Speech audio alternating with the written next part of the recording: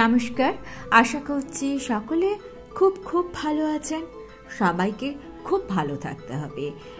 ভালো থাকার জন্য আমরা কিন্তু প্রতিদিন নানান রকমের খাবার দাবার খেয়ে থাকি, কিন্তু অ্যাকচুয়ালি যে ঘটনাটা ঘটে সেটা হচ্ছে আমরা নিয়মিত যেসব খাবার খাই তার মধ্যে কিছু বিষাক্ত বা টক্সিন পদার্থ কিন্তু থেকেই থাকে।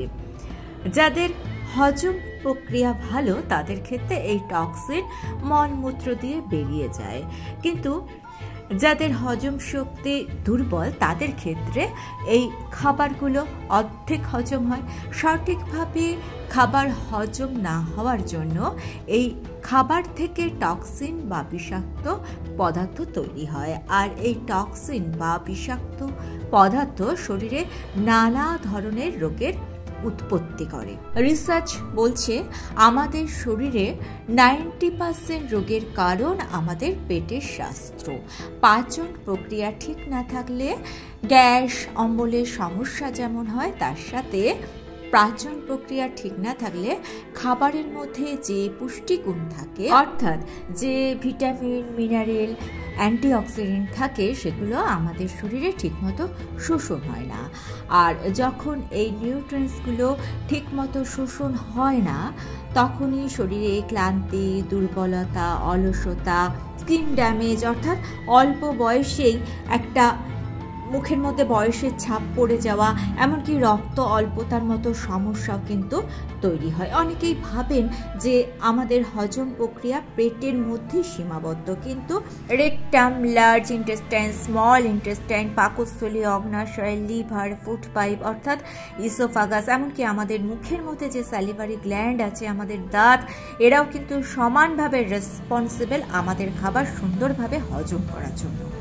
জেনে না জেনে আমরা কিন্তু আমাদের মধ্যে কিছু ব্যাড হ্যাবিট তৈরি করে ফেলি, আর এই ব্যাড হ্যাবিটগুলোই কিন্তু আমাদের হজম প্রক্রিয়াকে গড়বড় করার একটা বড় কারণ হয়ে যায়। আগে সেই ব্যাড হ্যাবিটগুলোর কথা একটু বলে নিই। নাম্বার 1, যখন খাবার খাচ্ছেন তখন খাবার সুন্দরভাবে চিবিয়ে খান। খাবারের দলা যখন মুখ দিয়ে যাচ্ছে তখন 30-32 বার তাকে চেবানো উচিত। দেখুন, গুনে গুনে তো এরকমভাবে 30-32 বার চেবানো সম্ভব নয়, তাই যতটা বেশি সম্ভব চিবিয়ে খাওয়া যায় ততটা চিবিয়ে খান। কারণ যখন চিবিয়ে খাচ্ছেন তখন স্যালিভারি গ্ল্যান্ড থেকে যে লালারস বেরোচ্ছে সেটা খাবারের প্রত্যেকটা কণার সঙ্গে সুন্দরভাবে মিশে যাচ্ছে। এখান থেকে কিন্তু আমাদের ডাইজেশন প্রসেস শুরু হয়ে যায়। যদি না চিবিয়ে খান, সেক্ষেত্রে খাবার যখন পাকস্থলীর মধ্যে যাবে তখন আমাদের ডাইজেস্টিভ সিস্টেম কনফিউজড হয়ে যাবে। অতিরিক্ত পাচন রস বা এনজাইম ক্ষরণ করতে পারবে না, ফলে অতিরিক্ত খাবার সে হজম করতে পারবে না, ফলে হজম প্রক্রিয়া দুর্বল হয়ে যাবে। তাই ভালো করে চিবিয়ে খেতে হবে। ভালো করে যদি চিবিয়ে খান, হজম ভালো হবে, তাড়াতাড়ি হবে, ঠিকঠাক হবে। নাম্বার 2, অনেকেরই একটা অভ্যাস আছে যে খাবার পরে স্নান করেন।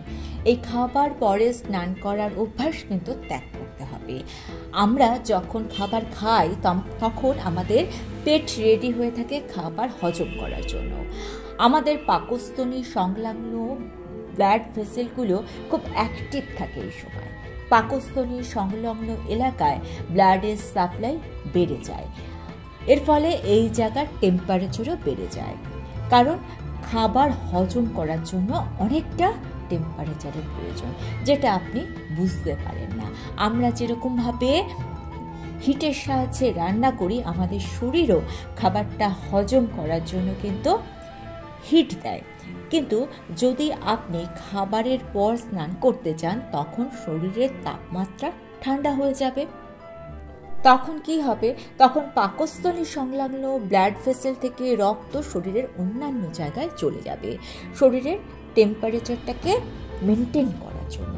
তাই খাবার পরে কখনো স্নান করবে না, অন্তত 1 থেকে 1.5 ঘন্টা পরে স্নান করবে। নাম্বার 3, ঠান্ডা বা চিল ওয়াটার খাবেন না।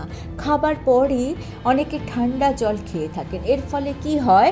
ব্লাড ভেসেলগুলো কন্ট্যাক্ট হয়ে যায়, অর্থাৎ সরু হয়ে যায়। ব্লাড ভেসেল যখন শুরু হয়ে যাবে তখন পাকস্থলী সংলগ্ন এলাকায় রক্ত সরবরাহ কমে যাবে। এটাও কিন্তু হজম শক্তি খারাপ হওয়ার অন্যতম একটা কারণ। সুতরাং আপনাকে নর্মাল ওয়াটার খেতে হবে। Number 4, irregular eating habit. একটা পার্টিকুলার সময় আপনি খাবার খান। আপনি যদি লাঞ্চ দুপুর 1টায় খান, মোটামুটি প্রত্যেক দিনে ওই 1টা থেকে 1:30 এর মধ্যে আপনি খেয়ে নিন, তাহলে আপনার হজম প্রক্রিয়া। আমাদের শরীরে যে নার্ভ সিস্টেম আছে সেটা শিডিউলের মধ্যে থাকবে, একটা টাইম ফিক্স থাকবে যে ওই একটা সময়তেই আপনার খাবার হজম করার জন্য যে এনজাইমগুলো প্রয়োজন সেই এনজাইমগুলো রিলিজ হবে। অর্থাৎ আপনি যদি প্রত্যেক দিন দুপুর 1টা কি 1:30টার সময় লাঞ্চ করেন, তো প্রত্যেক দিনে মোটামুটি ওই সময়ের মধ্যে খাবারটা খেয়ে নেবেন। অনেকেই ব্রেকফাস্ট স্কিপ করে দেন, কিন্তু কোনোটাই মানে লাঞ্চ, ব্রেকফাস্ট, ডিনার কোনোটাকে কিন্তু স্কিপ করবেন না। যদি আপনি স্কিপ করেন সেক্ষেত্রে আমাদের ডাইজেস্টিভ সিস্টেম ইরিটেট হয়ে যায়, পাচন প্রক্রিয়ায় ব্যাঘাত ঘটে। নাম্বার 5, খাবার পরে জল খাবেন না। খাবার পরে জল খেলে আমাদের শরীরে বা পাকস্থলীতে যে এনজাইমগুলো রেডি থাকে খাবারটাকে হজম করার জন্য, সেই এনজাইমগুলো অর্থাৎ সেই অ্যাসিডগুলো পাতলা হয়ে যায়। তাই খাবার পরে জল খেলে ডাইজেস্ট করতে অসুবিধা হয়। খাবার আধ ঘন্টা আগে বা 45 মিনিট পরে আপনি জল খান। এগুলো ফলো করুন, দেখবেন ডাইজেস্টিভ সিস্টেম ভালো হবে। আর কিছু ঘরোয়া পদ্ধতির কথা বলবো যেগুলো আপনার ডাইজেস্টিভ সিস্টেমকে উন্নত করবে। যেমন ধরুন আদা, প্রত্যেকের বাড়িতেই আদা থাকে। আদার মধ্যে এমন কিছু কম্পাউন্ড আছে যেটা কিন্তু আমাদের ডাইজেস্টিভ সিস্টেম ভালো করার জন্য রেসপন্সিবল। খাবার আধ ঘন্টা আগে আপনি যদি 1 টুকরো আদা চিবিয়ে খান, সেক্ষেত্রে আমাদের শরীরে খাবার হজম করার জন্য যে এনজাইমগুলো বার হয় সেগুলো কিন্তু 2 থেকে 3 গুণ বেশি কাজ করবে খাবার হজম করার জন্য। কিংবা সকালে খালি পেটে 1 কাপ উষ্ণ গরম জলে 1/2 চামচ আদার রস মিশিয়ে আপনি খেতে পারেন। এটা সারা দিন আপনার হজম প্রক্রিয়াকে ভালো রাখতে সাহায্য করে। সমপরিমাণ জিরে এবং জোয়ানকে একটু ড্রাই রোস্ট করে তারপর যদি এটা ডাস্ট বানিয়ে নিয়ে এয়ারটাইট একটা কন্টেনারে আপনি রেখে দেন, তারপরে প্রতিদিন খাবার পর ওই ডাস্টটাকে 1 চামচ করে নিন। তারপর 1 থেকে 2 চিমটে বিট লবণের সঙ্গে মিশিয়ে 1 গ্লাস উষ্ণ গরম জলে পান করুন। 7 দিনে কিন্তু আপনার হজম প্রক্রিয়া ইমপ্রুভ করতে শুরু করবে। অ্যাসিডিটি, গ্যাসের সমস্যাগুলো আস্তে আস্তে কমতে শুরু করবে। বেলের শরবত, বেলের মধ্যে বিভিন্ন রকম ভেষজ উপাদান থাকে যেগুলো আমাদের হজম প্রক্রিয়াকে স্ট্রং করতে সাহায্য করে।